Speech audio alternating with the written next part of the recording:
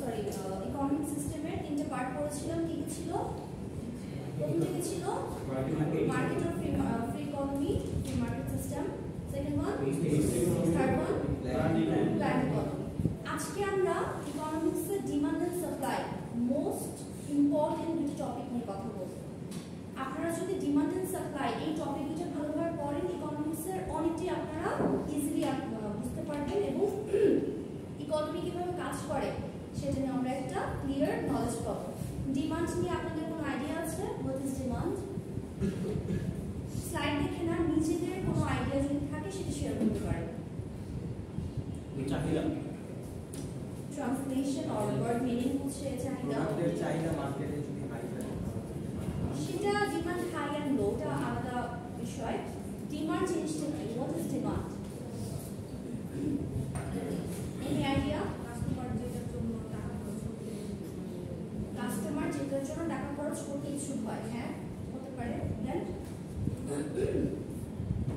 কাস্টমারের জন্য যেটা বাধ্যতামূলক, কাস্টমারের জন্য বাধ্যতামূলক কিভাবে? কিছু দৈনন্দিন খাবার থাকতে পারে, যেমন চাল ডাল, সেটাই ডিমান্ড হয়, সেটা তো নিড। আচ্ছা ভালো কথা, ডিমান্ডে হ্যাঁ বলেন। যেমন যদি আমের সিজন থাকে, এখন আমের সিজন থাকলে ওটার একটা ডিমান্ড থাকে, তখন ওটার একটা ইনফ্লেশন রেট বা রেটটা একটু কম থাকে। যদি আমরা আমের রেটে ওই সিজনটা আমরা গ্রীষ্মকালে আমটা 100 কেজি রেটে পাই, কিন্তু যদি আমাদের আমের সিজনটা চলে যায় তখন ওটা ডিমান্ডটা বেশি বেড়ে যায়, মানে যদি বেড়ে যায় তখন আমের রেটের মানে প্রাইসটা বেড়ে যায়। আচ্ছা, আপনি যে বিষয়টা বলছেন সেটা হচ্ছে ডিমান্ড বাড়া বা কমা, কিন্তু ডিমান্ড জিনিসটা কি আমি সেটা জানতে চাচ্ছি।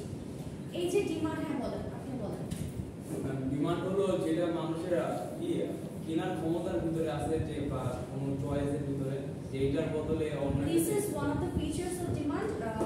এই জিনিসটা বলেছে যে চাহিদা করতে চাচ্ছে বা কেনার সামর্থ্য আছে। ঠিক আছে, this is one of the features of demand. Thank you. Demand ওয়ার্ডটাতে আসার আগে আমি আপনাদের আরো দুটো টার্ম করব। এই দুটো টার্ম নরমালি আপনারা মার্কেটিং, আপনাদের মার্কেটিং আছে না, মার্কেটিং আপনারা পড়বেন। নিড ওয়ান্ট পড়ছেন?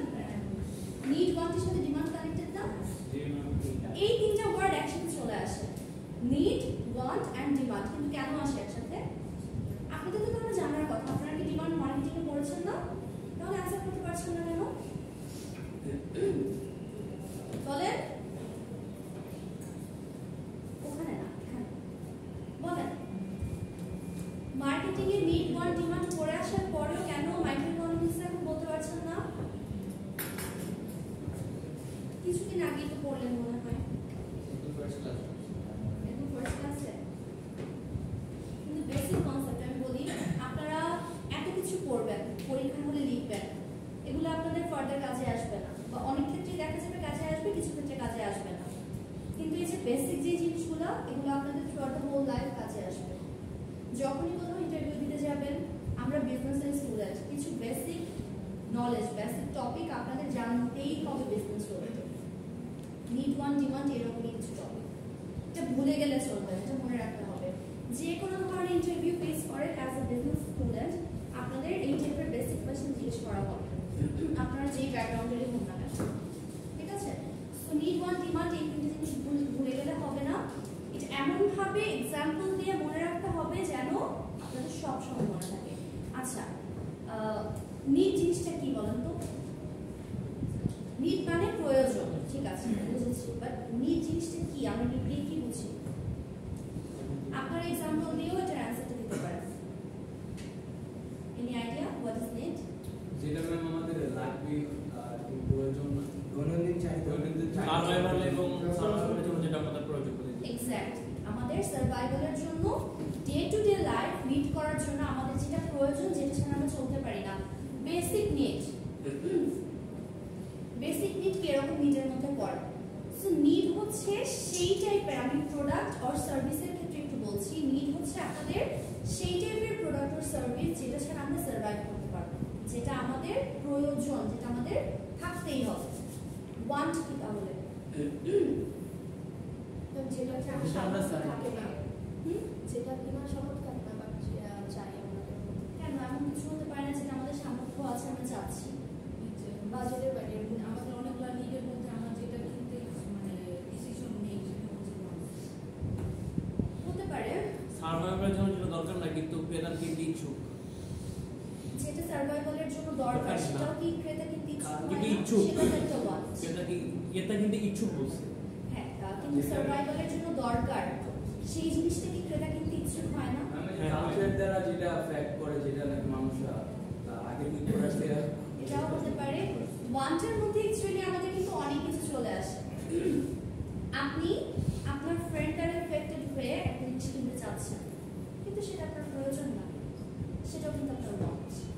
আপনার কালচারাল কিছু ইফেক্ট থাকে, যে ইফেক্টের কারণে আপনার কি কিছু ওয়ান্ট, আপনার চাচ্ছেন, আপনি পারচেজ করতে চাচ্ছেন, এরকম ইচ্ছে আপনার ক্রিয়েট হয়। নিড হচ্ছে এমন টাইপের প্রোডাক্ট আর সার্ভিস যেটা আমাদের সার্ভাইভালের জন্য দরকার, বাট ওয়ান্ট হচ্ছে এরকম যেটা আমাদের এমন না যে খুব বেশি প্রয়োজন। সামটাইমস কিছু কিছু ক্ষেত্রে এরকম হতে পারে খুব বেশি প্রয়োজন না, বাট আমরা সেটা কি করি, ইচ্ছে হয় আমাদের, আগ্রহ জাগে যে আমরা জিনিসটা পারচেজ করবো, সেটাকে আমরা ওয়ান্ট বলতে পারি। ওয়ান্টের মধ্যে কিন্তু নিড আমরা ইনক্লুড করে ফেলতে পারি, যে নিড তো আমাদের লাগবে বেসিকলি, সেটা আমাদের ওয়ান্ট, বাট ওয়ান্টের স্কোপটা নিডের থেকে আরেকটু ব্রডার, কারণ সেখানে এমন কিছু প্রোডাক্ট ও সার্ভিসও অ্যাড হয়ে যায় যেটা আমাদের না হলেও চলে। ঠিক আছে, এই দুটা হচ্ছে, একটা হচ্ছে নিড আর একটা হচ্ছে ওয়ান্ট। তাহলে ডিমান্ডটা কি? ডিমান্ড জিনিসটা কি? তাহলে আমাদের যে ডেফিনিশনটা স্লাইডে লেখা সেটা আমরা পরে যাব, আগে বেসিক নলেজটা আপনাদের দিতে যাচ্ছি। ক্রেতার কেনার সামর্থ্যের ভিতরে আছে। ক্রেতার কেনার সামর্থ্যের ভিতরে আছে বলেছিলাম, this is one of the features. একদম ক্লিয়ারলি মনে রাখবেন, ডিমান্ড হওয়ার জন্য অ্যাট এ টাইম তিনটা জিনিস থাকতে হবে, তিনটা। এটা আপনারা বাংলায়ও খাতায় নোট করে রাখতে পারেন, ঠিক আছে? প্রথমটা যেটা, সেটা অলরেডি উনি বলেছেন, ability to purchase. Ability to purchase তার মানে কি? কার অ্যাবিলিটি? কাস্টমারের, অর ক্রেতার, কনজিউমারও হতে পারে, বাট নরমালি আমরা কাস্টমার বলবো, ঠিক আছে? কাস্টমারের কেনার সামর্থ্য থাকতে হবে, ability to purchase the product or service of the customer, ঠিক আছে? প্রথমটা কি বলেছি বলেন, খাতায় লিখেন, খাতায় লিখেন।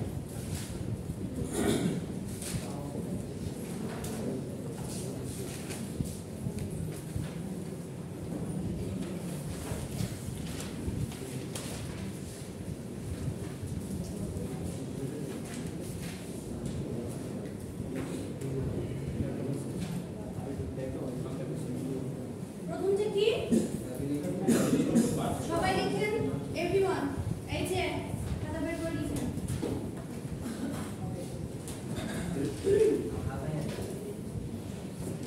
আপনি চলে এসেছেন, খাতা নেননি।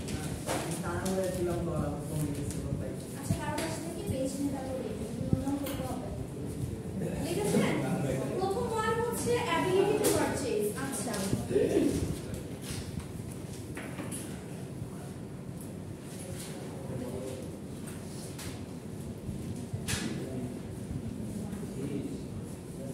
পারচেজ করার অ্যাবিলিটি, ঠিক আছে? পারচেজ করার অ্যাবিলিটি আছে, কিন্তু শুনেন, সেকেন্ডটা বলছি এভরিওয়ান, পারচেজ করার অ্যাবিলিটি আছে, কিন্তু ক্রেতার কেনার ইচ্ছে নেই।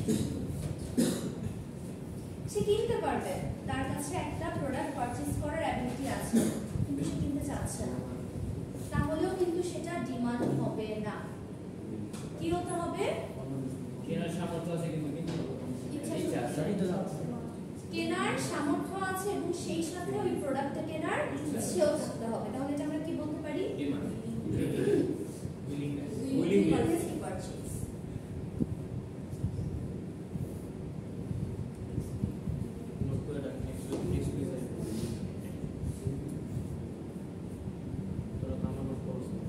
willingness মানে কি?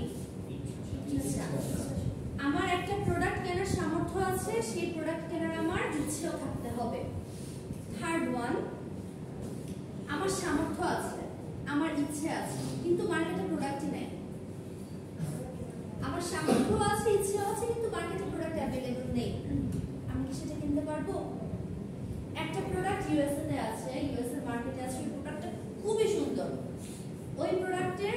শুধু ইউএসএ তেই আছে, বাংলাদেশে ওই প্রোডাক্ট আসেনি। ওই প্রোডাক্ট কেনার আমার সামর্থ্য আছে, ওই প্রোডাক্ট কেনার আমার ইচ্ছেও আছে, কিন্তু আমি সেটা ইউএসএ হওয়ার কারণে পারচেজ করে বাংলাদেশে নিয়ে আসতে পারছি না। বাংলাদেশে অ্যাভেলেবিলিটি ওই প্রোডাক্টের আছে নেই। এই অ্যাভেলেবিলিটিও যদি না থাকে তাহলে সেটা ডিমান্ড না। কি থাকতে হবে? Availability of the product or service.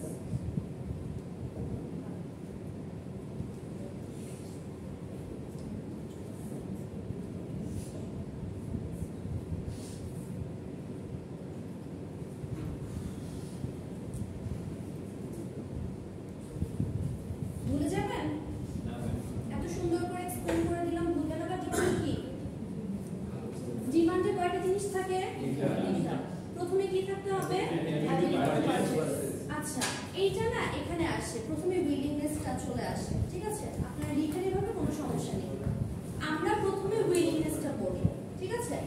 Willingness to purchase, demand হওয়ার জন্য প্রথমে একটা প্রোডাক্ট কেনার ইচ্ছে থাকতে হবে। ইচ্ছে থাকার পর ওই প্রোডাক্টটা কেনার কি থাকতে হবে? সামর্থ্য থাকতে হবে। আমার জাস্ট ইচ্ছে থাকলেই হবে না, অনেক কিছু ইচ্ছে করে কিন্তু আমরা কিনতে পারি না, কারণ আমাদের পকেট লিমিটেড। ফাঁকা না, ফাঁকা করে দিয়ে না, লিমিটেড, ঠিক আছে? কিছু রাখি আমাদের পকেটে, পকেট পুরো খালি করা দরকার নেই। কিন্তু অ্যাবিলিটিও আছে, আমাদের ইচ্ছেও আছে পারচেজ করার, কিন্তু প্রোডাক্টটাই নাই, তাহলে সেটা কি হবে না? ডিমান্ড হবে না। সবাই একসাথে বলেন, ডিমান্ড হওয়ার জন্য প্রথমে কোন জিনিসটা দরকার? সেকেন্ডলি কি দরকার?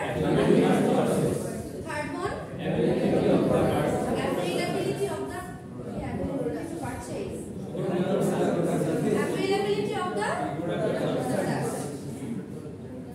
উনি কি করে? ঘুমাচ্ছে? কি বলেছে বলুন তো? লাস্ট ওয়ান কি ডিমান্ড হওয়ার জন্য? খাতায় লিখেছেন? সবাই খাতায় লিখেছেন? ডিমান্ড বলে যাবেন? এখন আমরা একটু দেখি ডিমান্ডের ডেফিনিশনটা কি দেওয়া আছে। একজন পয়েন্ট জোরে জোরে। Demand is the amount of good or service that a consumer is willing and able to purchase at a given price in a given time period. ঠিক আছে? আচ্ছা, আমি একটু এক্সপ্লেইন করছি, আপনারা লিখে দাও। আপনাদের এই যে আমি তিনটা পয়েন্ট লিখলাম, এটার সাথে আপনাদের ডেফিনিশনটা আমি রিলেট করে দিই। প্রথমে হচ্ছে demand is the amount of product or service. ডিমান্ডটা হচ্ছে একটা প্রোডাক্টের ততটুকু অ্যামাউন্ট বা পরিমাণ যেটা একজন কনজিউমার কি করতে যাচ্ছে? উইলিং, ইচ্ছে প্রকাশ করছে পারচেজ করার জন্য। প্রথমটা এন্ডের আগে এতটুকু বলেছে, ততটুকুই কিন্তু প্রোডাক্ট, সব প্রোডাক্ট কিন্তু না। যতটুকু একটা কনজিউমার কেনার জন্য ইচ্ছে প্রকাশ করছে সেইটা। সেকেন্ড ওয়ান হচ্ছে এবল টু পারচেজ। দেখেছেন এবল টু পারচেজ, এই যে অ্যাবিলিটি টু পারচেজ, এটাই কিন্তু এবল টু পারচেজ লেখা, ঠিক আছে? সবাই দেখেন, এভরিওয়ান। প্রথমটা কি? উইলিং। সেকেন্ডটা কি বলেছে? Able to purchase at a given price. যে প্রাইসটা ওই প্রোডাক্ট অর সার্ভিসে দেওয়া আছে, ওই গিভেন প্রাইসেই তার কি করতে হবে? উইলিংনেস থাকতে হবে এবং অ্যাবিলিটি থাকতে হবে। In a given time period, একটা নির্দিষ্ট টাইম পিরিয়ডের মধ্যে। এটা কেন বলেছে? দেখা যাবে ওই টাইমের আগে বা ওই টাইমের পরে ওই প্রোডাক্টের কোনো অ্যাভেলেবিলিটি থাকবে না। এই জন্য এই কথাটা বলে দিয়েছে যে in a given time period, যে টাইম পিরিয়ডের মধ্যে প্রোডাক্টটা অ্যাভেলেবল থাকবে ওই টাইম পিরিয়ডের মধ্যে কেনার সামর্থ্য এবং ইচ্ছে থাকতে হবে, তাহলেই আমরা কি বলতে পারবো একটা প্রোডাক্টের ডিমান্ড আছে। রিলেট হয়েছে? ডেফিনিশন সবাই খাতা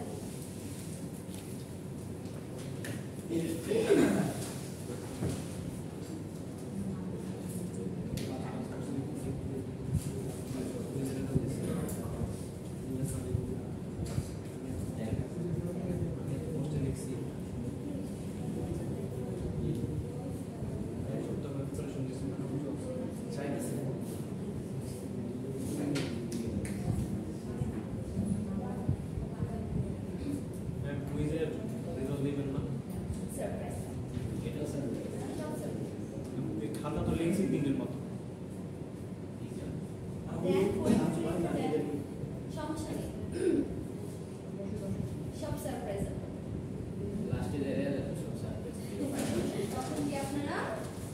হয়তো সারপ্রাইজ হবে না হলে সব হবে।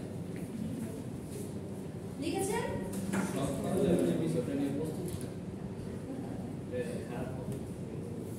এই মনে হচ্ছে ওটা কিন্তু এক্সপেকটেশন রাখতে হবে হাই, তাহলে আমরা তার সাথে একটু কম পেলেও ঠিক আছে। এক্সপেকটেশন যদি লো থাকে, এক্সপেকটেশন যদি লো থাকে তাহলে তার সাথেও কম পাবে। লিখেছেন সবাই ডেফিনিশন? কেউ বুঝেনি বলেন? কেউ বুঝেনি? কোশ্চেন করব? লাস্ট ক্লাসে যারা যারা ছিলেন বলেছিলেন কোশ্চেন করব, মনে আছে? পড়াশোনা করে এসেছেন? মানে আপনাদের দিয়ে যে কি হবে?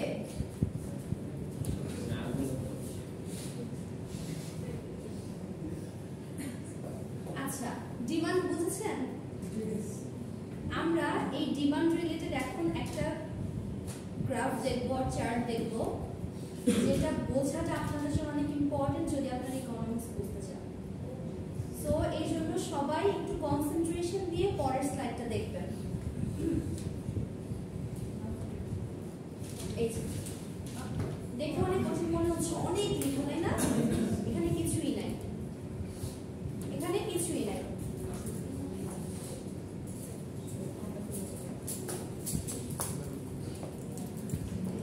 আচ্ছা, এই স্লাইডে দেখে অনেক কিছু মনে হচ্ছে কিন্তু আসলে কিছু নাই। আমি এক্সপ্লেইন করব, বোঝার চেষ্টা করেন। শুনেন, জুম করে বেশি বুঝেছেন। আমি বলছি আপনারা যদি ক্লাসে স্লাইড বুঝে না নেন, আপনারা কিন্তু বাসায় গিয়ে কিছুই বুঝবেন।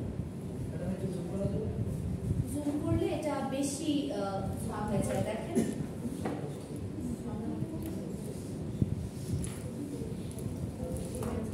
একটু সামনে চলে আসতে পারেন যদি বেশি প্রবলেম হয়।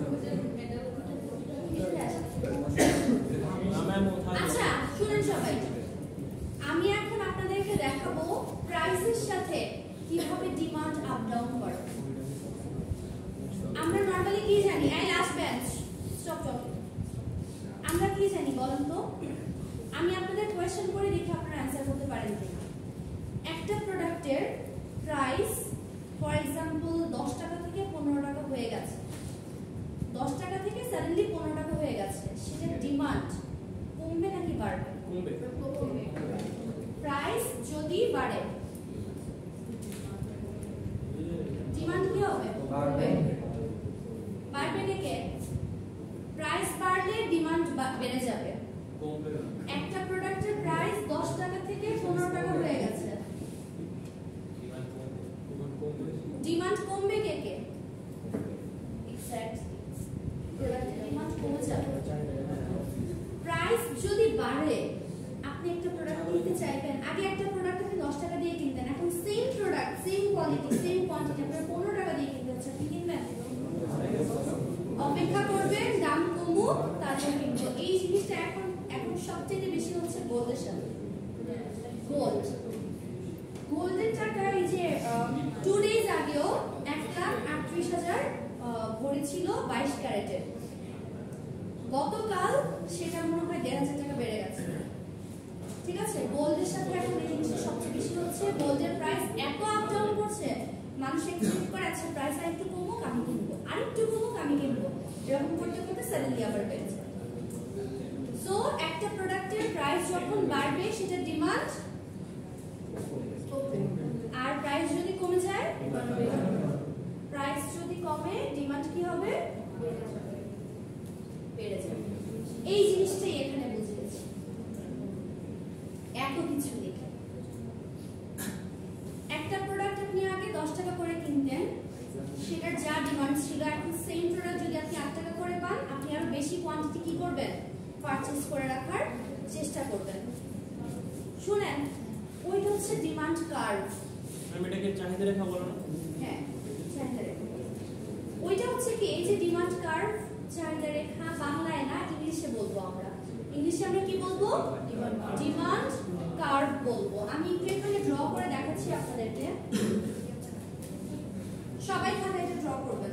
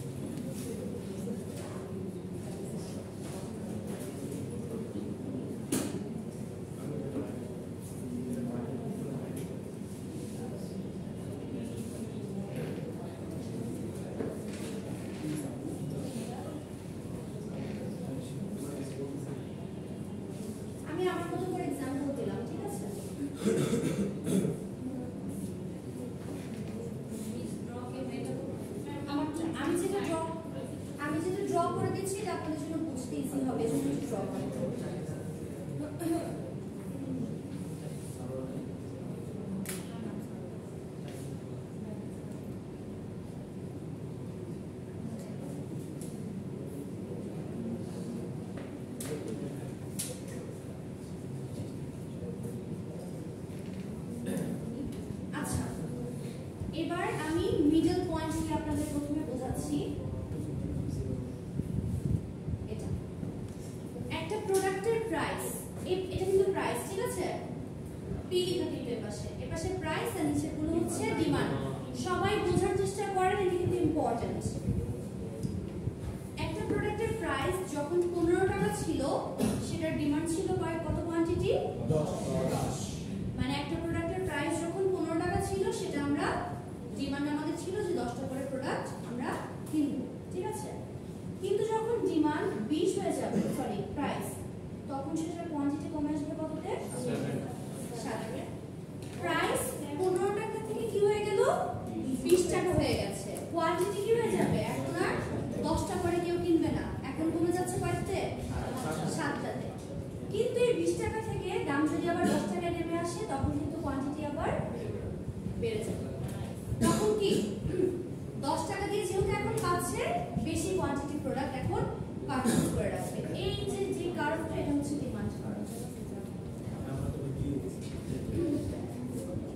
ঠিক আছে?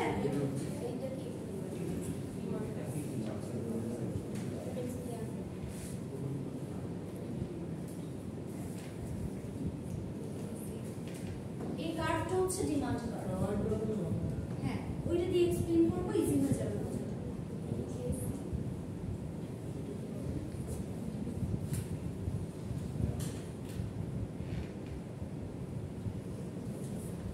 আমরা ওখানে একটু কি লেখা আছে এখন একটু পড়ে পড়ে প্রত্যেকটা লাইন এক্সপ্লেইন করবো। দেখেন সবাই এখন একটু স্লাইডের দিকে তাকান।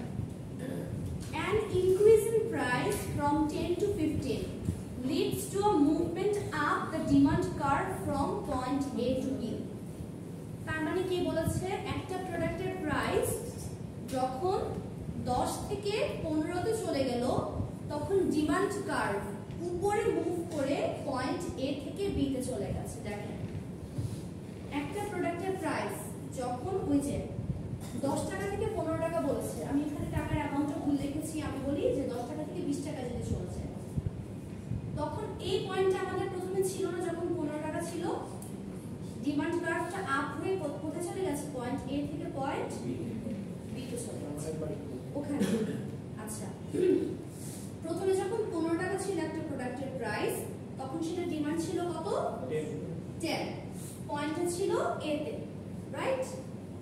এখানে এটা ইন্টারসেক্ট করেছে না A তে। কিন্তু যখন 20 টাকা হয়ে গেছে, তখন সেটা ডিমান্ড কততে নেমেছে? 7। তার মানে কি পয়েন্ট B তে চলে গেছে। তার মানে কি ডিমান্ড কার্ভ মুভমেন্ট আপ, উপরের দিকে। দেখেন এই পয়েন্ট থেকে আপে মুভমেন্ট করে পয়েন্ট A থেকে B তে চলে গেছে, এটাই বলেছে। এরপর যখন আমাদের কি হবে? আবার প্রাইসটা কমে যাবে, তখন ডিমান্ড কার্ভ, এটা আমরা প্রাইস বাড়ার ক্ষেত্রে বললাম, যখন প্রাইসটা কমে যাবে তখন শিফট করবে নিচে, A থেকে C তে চলে আসবে এই পয়েন্ট। এটাই আর এই ডিমান্ড কার্ভের জিনিসটা। বাকি লেখাগুলো আমরা একটু পড়ে শোনাই। Due to the increase in price, the quantity demand has fallen from 10 to 7 units. This movement is called contraction in quantity demand. এই যে এটাকে আমরা কি বলবো? contraction.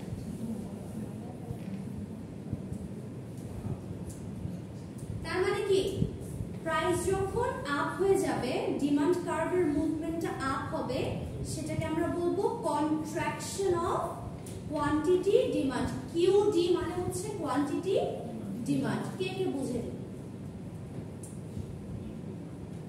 এটা কিন্তু একটা আরেকটার সাথে কানেক্টেড। কিভাবে শিফট করেছে সেটা আপনারা বুঝেছেন? এই যে শিফটিংটা হয়েছে আপে, সেটা কি নাম কি? Contraction of quantity demand. তাহলে যদি এরকম কমে যায়, সেটাকে আমরা কি বলবো? পড়ে নেই আগে। প্রথম পোরশনটুকু কিন্তু ইনক্রিজ ছিল প্রাইসে। সেকেন্ড পোরশনটুকু দেখেন, a decrease in to a movement down the demand curve from point A to point C. যখন প্রাইস কমে যাবে তখন ডিমান্ড কার্ভটা A থেকে C তে নেমে যাবে। এই যে A থেকে C তে নামা, এটাকে কি বলবো? Due to the decrease in price, the quantity demand has decreased from 10 to 15 units, and this movement is called an extension.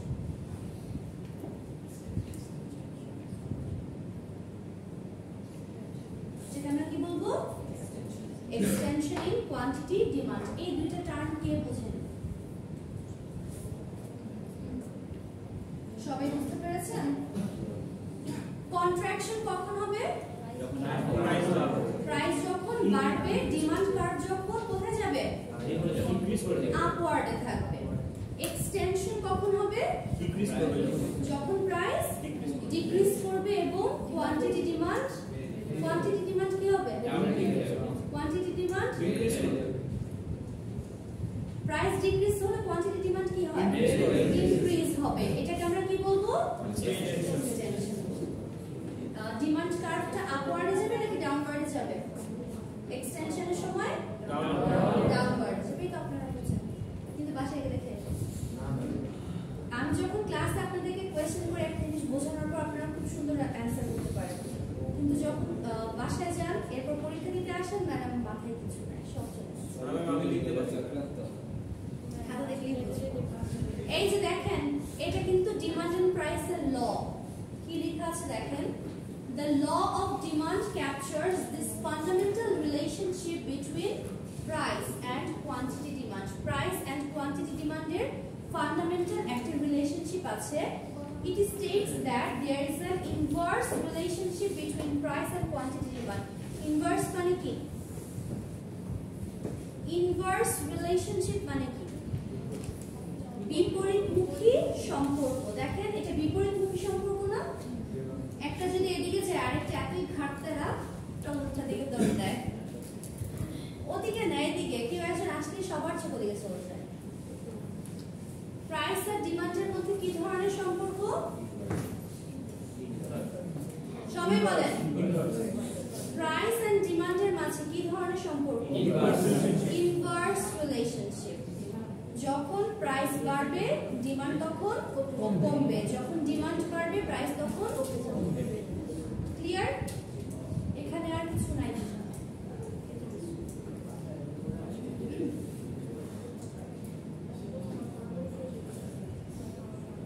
Shift to the demand curve. ওইটা ছিল আমাদের ডিমান্ড কার্ভ, প্রাইসের সাথে কিভাবে চেঞ্জ হয়। আর এটা হচ্ছে কার্ভ পুরো। এখানে কি কার্ভ কোনো শিফট হয়েছে? কার্ভ শিফট হয়নি। ওখানে কিন্তু দেখেন প্রাইস সেম কিন্তু ডিমান্ড চেঞ্জ হয়ে যাচ্ছে। দেখেছেন? দেখেন, ওটা দেখেন। কার্ভ কি হচ্ছে? জায়গা চেঞ্জ করছে। কারণ কি? এখানে কয়েকটা জিনিস আছে। ডিমান্ড কার্ভ শিফট হওয়ার কিছু রিজন আছে। দেখেন, প্রাইস কিন্তু কনস্ট্যান্ট, বুঝতে পারছেন?